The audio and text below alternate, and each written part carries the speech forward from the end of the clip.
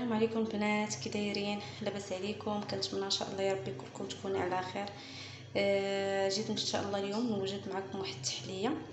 هنا عندي واحد البيرلي، عندي هنا 3 ديال الفرماجات، عندي واحد كرطونه ديال الحليب، عندي هنا 5 هيرنيس، 5 ديال الهيرنيس اللي غادي نطحنهم في موليميكس، عندي هنا واحد دانيت كراميل، عندي هنا 5 ديال الفلو كراميل، عندي هنا الزبده اللي ذوبتها.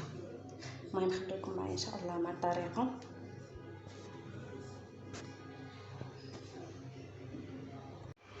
المهم راني ضفت 3 ديال المعالق ديال السنيده مع نص لتر ديال الحليب. وبالنسبه للفلو لقيت فلو واحد كراميل وفلو واحد شوكولا، مي خلطتهم بجوج. دابا غادي نطحن ان شاء الله هيرنيس ونرجع معكم. دابا راني درت الحليب كيفيض مع فلو وسنيده.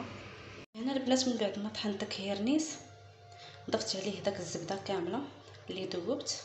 دابا غادي نجمعو كامل. بعد ما رملت داك البيمو مزيان رملته بداك الزبده جا على هذا الشكل هكا. دابا راه غادي نضيفو في المول.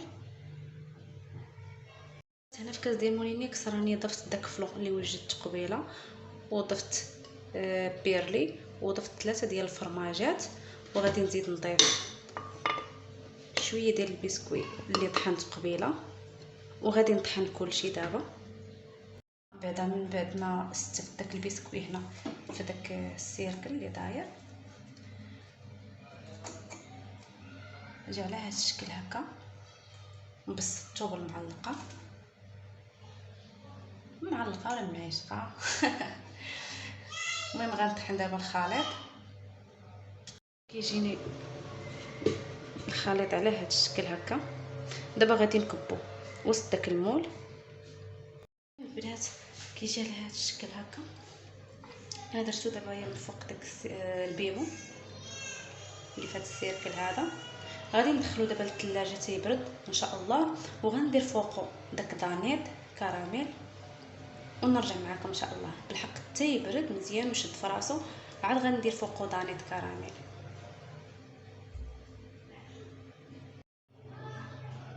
الطرطيه من بعد ما بردات كتجي على هذا الشكل هكا. دابا غنضيف عليها دانيت. المهم البنات التحليه كتجي على هذا الشكل هكا.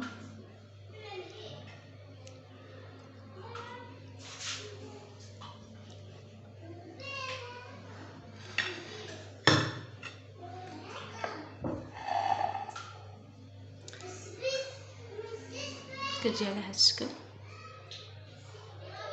الصراحه كنتمنى ان شاء الله تجربوها وتعجبكم.